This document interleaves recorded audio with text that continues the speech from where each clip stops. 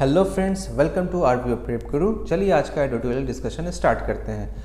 हमारा पहला topic content enrichment का है, rising oil prices the Hindu का। दूसरा है editorial make a drop count from Times of India.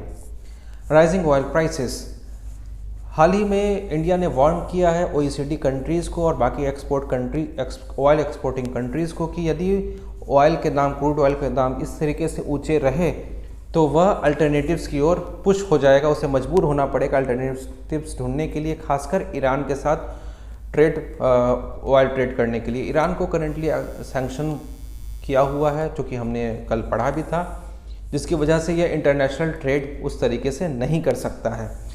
जो क्रूड ऑयल प्राइसेस इतने बढ़ रहे हैं आज के समय में, पेट्रोल के दाम ऑलरेडी 100+ हो चुके हैं, उसके इम्पैक्ट क्या हो सकते हैं? नेगेटिव इम्पैक्ट है, इकोनॉमी को बहुत ख़राब असर पड़ सकता है, क्योंकि हमारा जो क्रूड ऑयल है उसका 82% requirement, more than 80% requirement is fulfilled from import, जिसकी वजह से ट्रेड बैलेंस काफ़ी हद तक ऑयल प्राइसेस पर डिपेंड करता है। और हमें पता है क्रूड ऑयल का दाम यदि बढ़ेगा तो इन्फ्लेशन आएगा, फूड और गुड्स के दाम बढ़ेंगे। पॉलिटिकल इम्पैक्ट होगा, यदि इकोनॉमी डाउन होती है क्रूड ऑयल की वजह से तो लोगों के अंदर नाखुशी आएगी और कहीं ना कहीं प्रोटेस्ट हो रहा है, और यदि यह ज़्यादा बढ़ा तो पॉलिटिकल इंस्टेबिलिटी भी आ सकती है। खैर, इसके कुछ पॉजिटिव इम्प्लीकेशंस भी हैं, जैसे कि इंडिया ने कहा it is force to find the alternatives, और हो सकता है वो ईरान के साथ अपनी दोस्ती बढ़ाए, राइट। तो ईरान के साथ रिलेशन इसके अच्छे हो सकते हैं। वहीं दूसरी तरफ ओपीईसी पर डिपेंडेंसी है वो कम हो सकती है, जो कि एक अच्छी बात है। हो सकता है रिन्यूएबल रिसोर्सेज को और हम लोग एक्सप्लोर कर पाएँ, राइट। और इथेनॉल बिल्डिंग प्रोग्राम फिलहाल तो हम लोग वार फुटिंग पे करवा ही रहे हैं।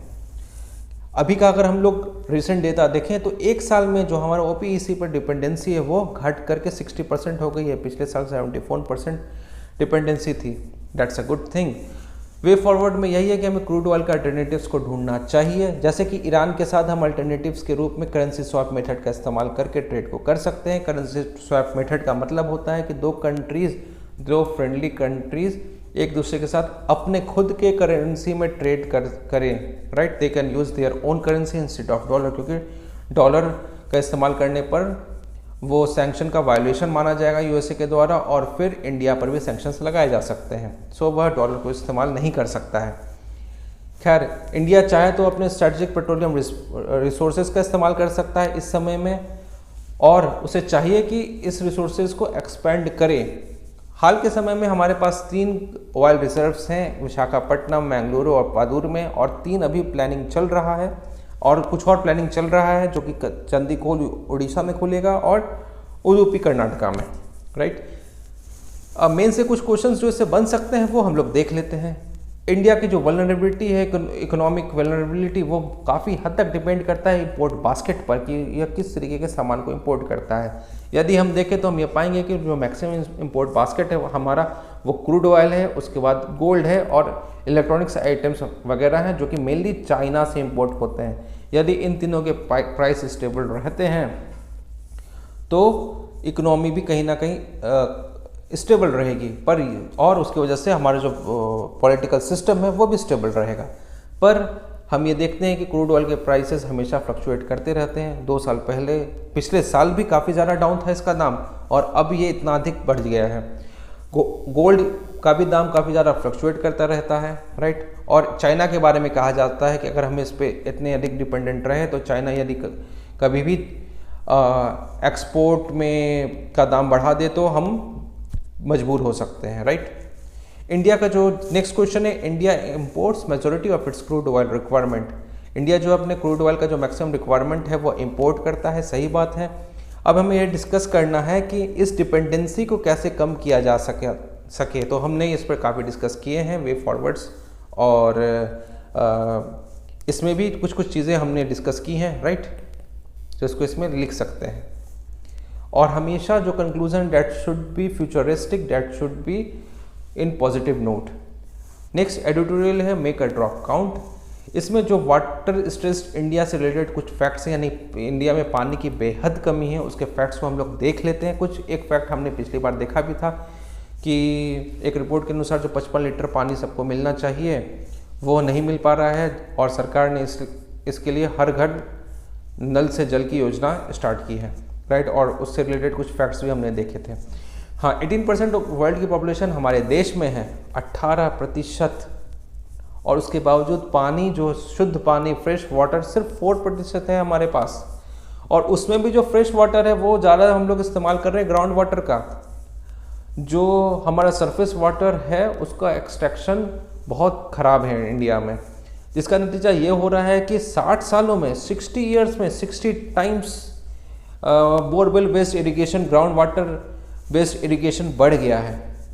सो हम ये कह सकते हैं जो मेजर फैक्टर है वो इसका वो वाटर इंटेंसिव इरिगेशन सिस्टम है हमारा। कहीं ना कहीं हमारा जो पुअर क्रॉपिंग पैटर्न है, जिसमें कि हम लोग मेनली पानी के लिए बोरवेल का इस्तेमाल कर रहे हैं। और बोरवेल का इस्तेमाल करने का बहुत वैलिड कारण भी है कि लोगों के लिए इलेक्ट्रिसिटी काफ़ी ज़्यादा सस्ती है। इससे और कैनल बनाना मुश्किल काम भी होता है, right.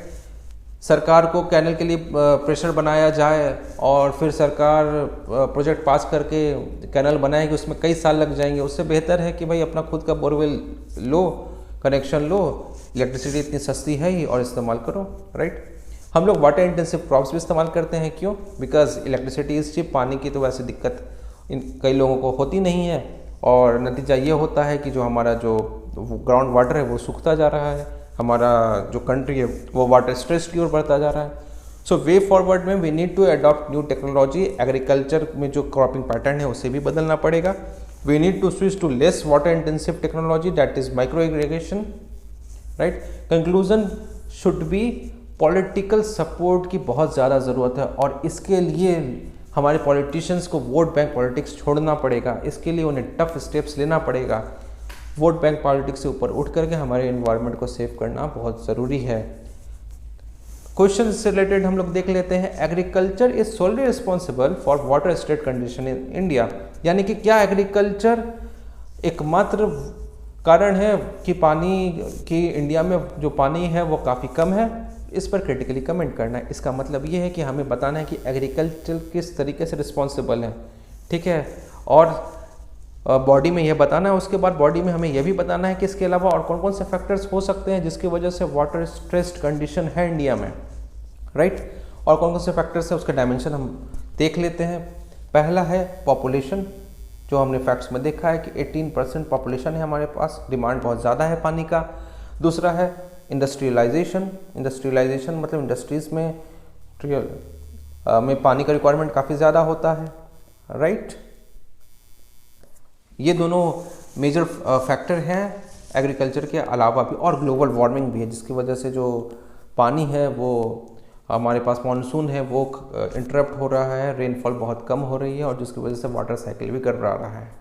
Okay, thank you. Please like करें, सब्सक्राइब करें, ज़्यादा से ज़्यादा शेयर करें, और डाउनलोड लिंक डिस्क्रिप्शन में दिया गया है।